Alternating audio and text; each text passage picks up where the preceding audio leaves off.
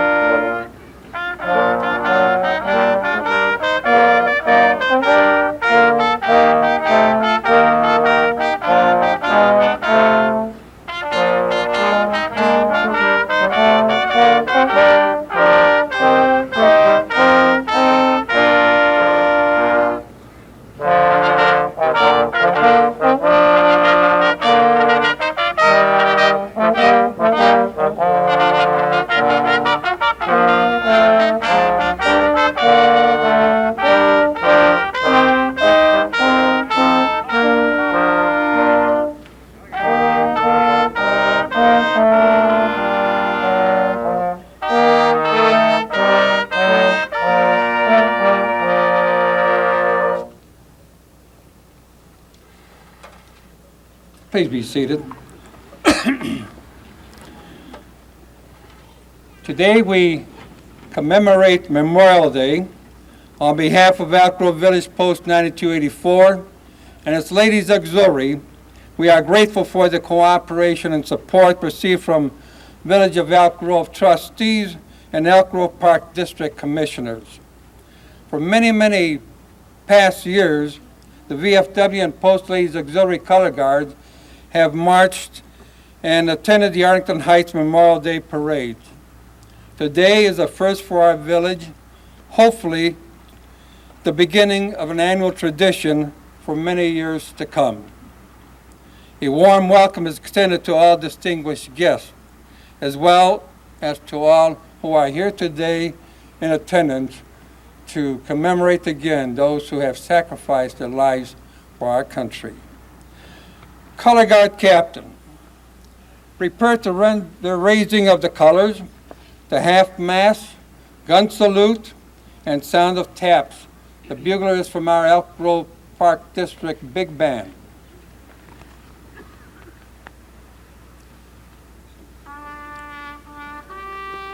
Please stand.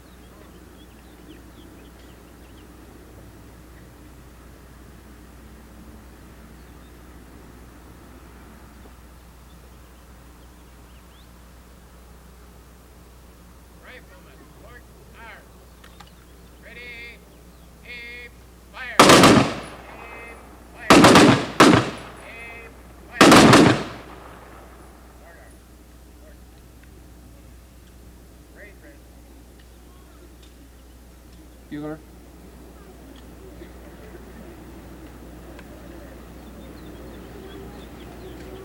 Bugler.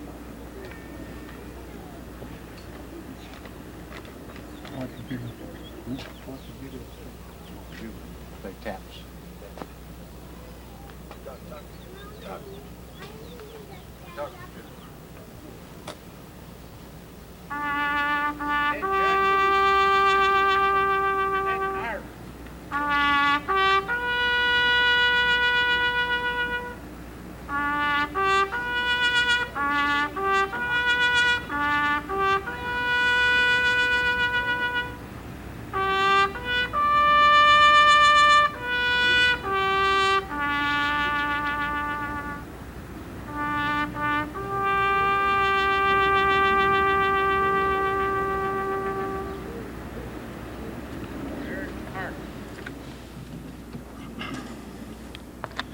Please be seated.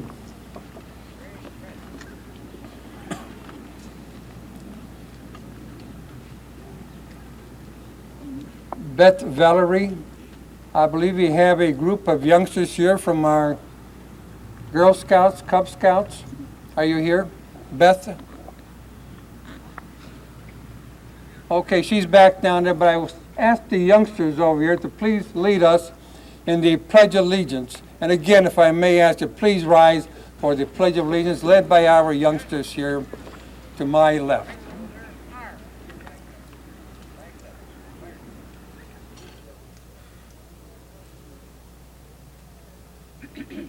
I pledge allegiance to the flag of the United States of America and to the republic for which it stands, one nation, under God, indivisible, with liberty and justice for all.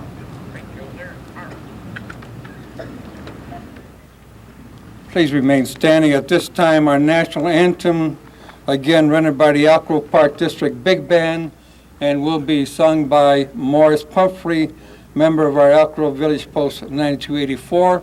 And we ask that the audience please join us in the singing.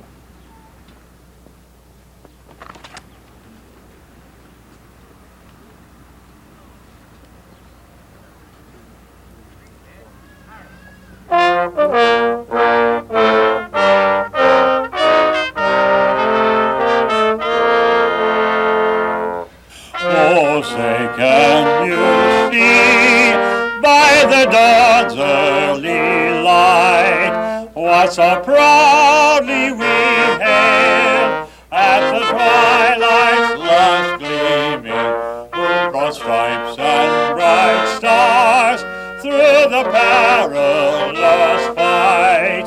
Oh, the ramparts we watched were so gallantly streamed, and the rockets' red glare, the bomb bursting in air, gave proof through the night that our flag was still there. Oh, say does the star-spangled banner yet wave? Oh, the land of the free and the home of the brave.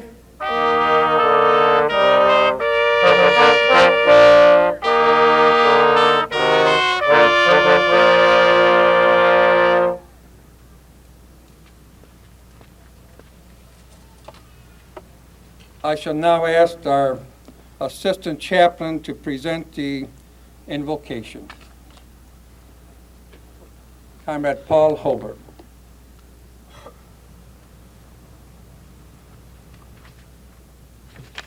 We bow our heads. Father of us all, in the depth of our silent reverence, we realize the truth of the inspired words, I am the resurrection and the life, and he that believeth in me, though he were dead, yet shall he live. As comrade after comrade departs, we march on with our ranks grown thinner. Help us to be faithful unto thee and to one another. Look in mercy on the widows and children of our departed comrades, we beseech thee. And with thine own tenderness console and comfort those who are bereaved. Heavenly Father, bless our country with freedom, peace, and righteousness. Through thy favor may we meet at last before thy throne in heaven. We praise thy great name forever and forever. Amen.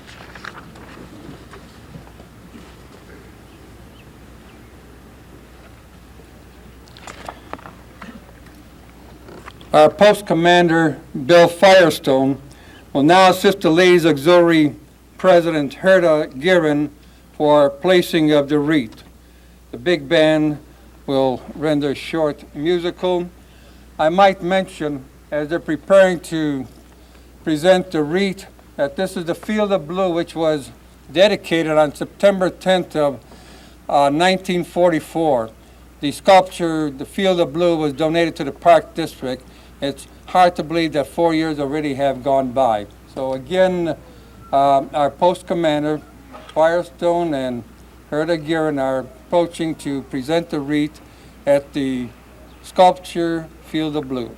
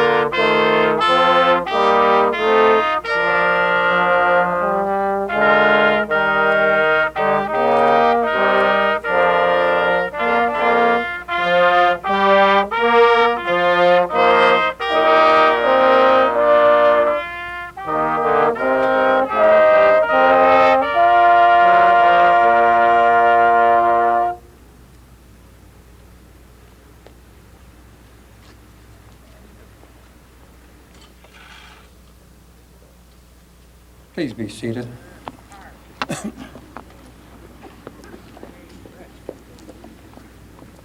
Nancy's our next village trustee. Okay. So. Ladies and gentlemen, and most certainly all the youngsters, at this time it gives me great pleasure to welcome the village president, Craig B. Johnson, for the opening remarks and greetings. Craig, would you please approach the podium? And let's give him a nice warm welcome.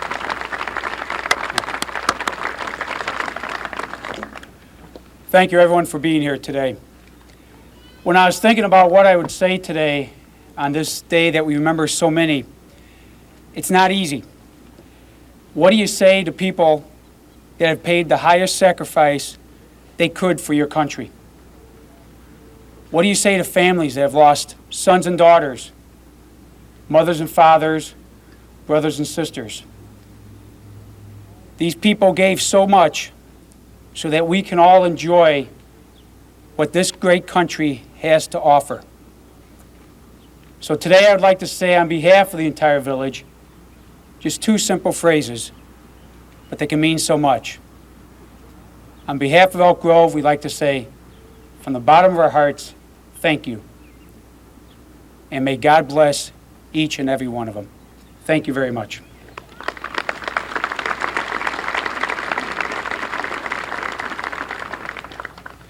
Thank you, President Johnson.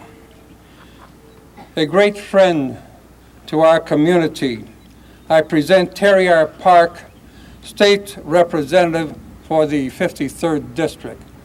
Terry is no stranger to Elk Grove Village. Terry, welcome. Let's give him a nice warm hand of applause. Thank you. Good morning. I have to tell you that I think it's great that Elk Grove is taking the time to remember. And I think that's what we're all here. And to instill that upon our children, to remember that freedom has a price. I also wanted to bring a perspective of why we celebrate this day. And I have an address that I think brings that in mind and lets us know why we're doing this.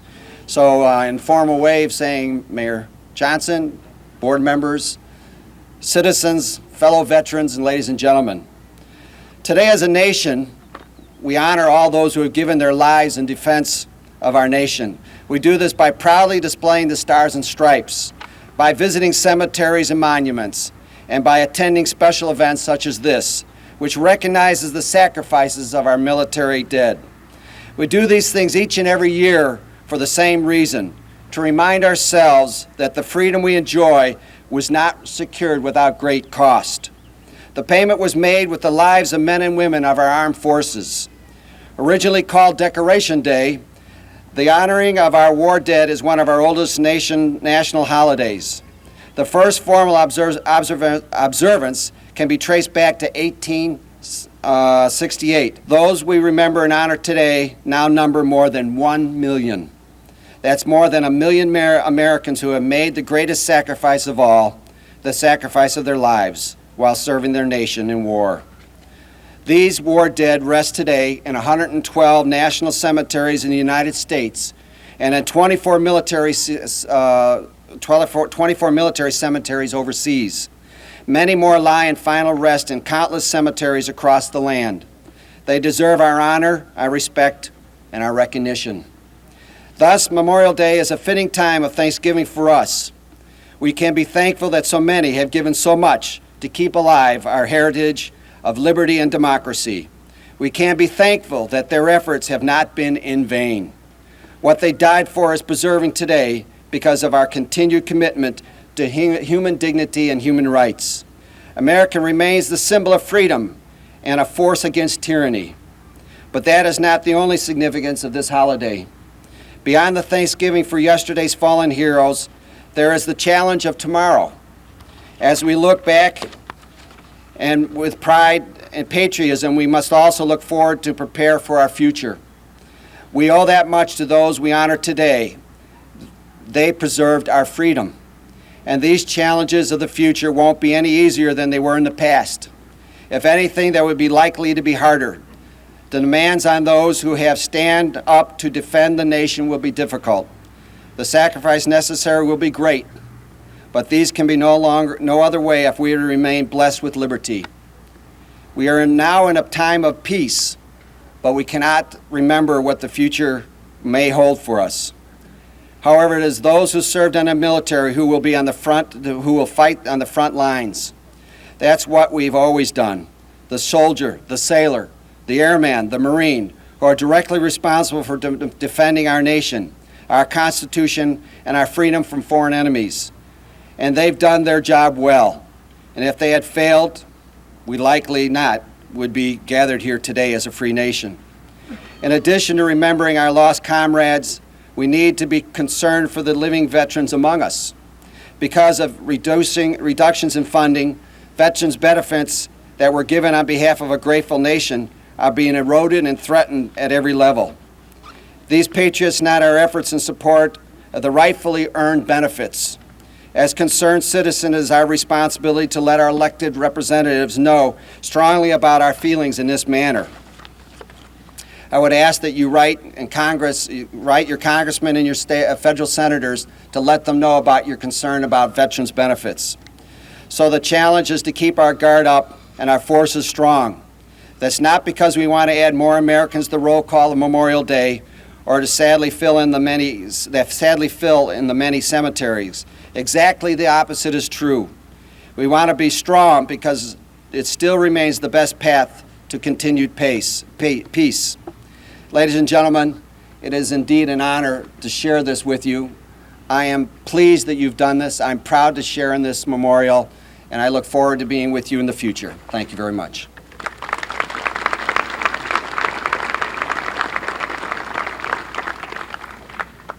Thank you very much for those kind words, Representative Terry Park.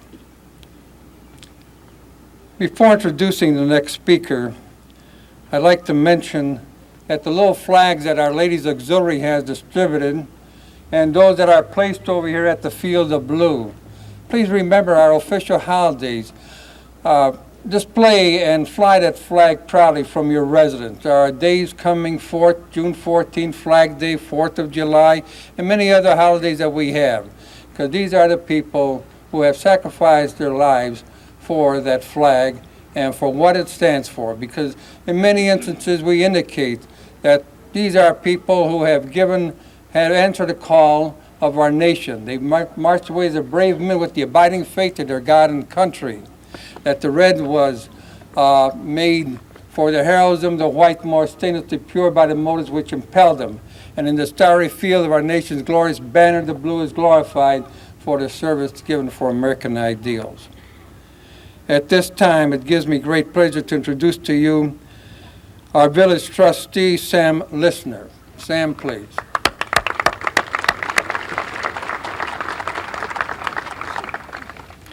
Thank you, and special thanks to Trustee Prochno for all our hard work to make this today festivities happen. I found these lines in a speech by John F. Kennedy, who definitely was one of our heroes It's supposedly written in an old sentry box in Gibraltar. It says, God and soldier men adore, in time of trouble and no more. For when war is over and all things are righted, God is neglected and the old soldier is slighted. War is terrible, and we must try to forget the past wars. We must never, however, forget those who fought and gave their lives for our great country, because without these courageous people, we might not be here today. So thank you, and God bless Elk Grove Village, and God bless America. Thank you.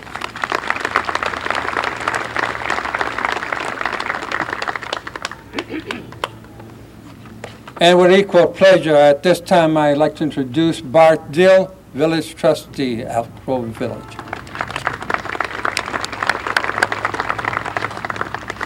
Thank you, and good morning. I should like to paraphrase the words of great American Abraham Lincoln, that he spoke at an occasion similar to this many years ago. And he said, "The world will little remember. The world will little recall the words we say here today, but they cannot forget that the service that these people, our young men and women, and past and present, have served our nation." Under my foot here, I see inscribed the names of many individuals, local individuals, including like my brother, who have served America so that democracy could have the freedom to enjoy like we are today and tomorrow. As Walt Whitman once said, "They are not gone, they just went away." With that, I thank you for coming, and good day.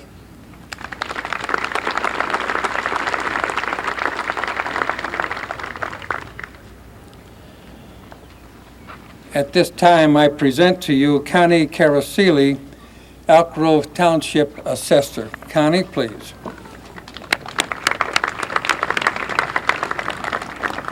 Good morning, everyone. I bring you the personal greetings from your township officials, Richard Hall, Supervisor, Cheryl Axley, who is your township clerk, and all of your trustees at Elk Grove Township. I gave a great deal of thought on what I would bring to you today, and what struck me was last night on the news on NBC, I heard a piece about how we weren't remembering anymore, and that concerned me. It doesn't concern me anymore, not with the people, particularly the young people, and the vast ranges of age that I see out in front of us. We are remembering. We remember who gave their lives. We also remember those who suffered wounds, both physical and psychological, that took them away from us too soon. We also remember those who continue to carry the burden. I'm sure that many of you out there have a special place in your home, a place that has a token of remembrance. I found mine last night. I remember. The township remembers, and you're to be so very proud of your participation here today.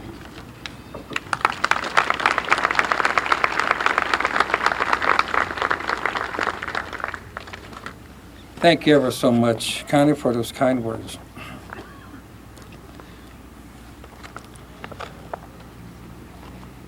We also have in attendance today the following, and I would please ask that the audience hold their applause until all are introduced. We had some last-minute changes, so anybody who's remaining seated and has not spoken, as Ms. Prochno would do for me on many occasions attending some VFW functions, she would kick me in the shin and say, "You forgot to mention so-and-so." So again, Chris, you can kick me in the shins, but I'm far enough away today that might not be necessary.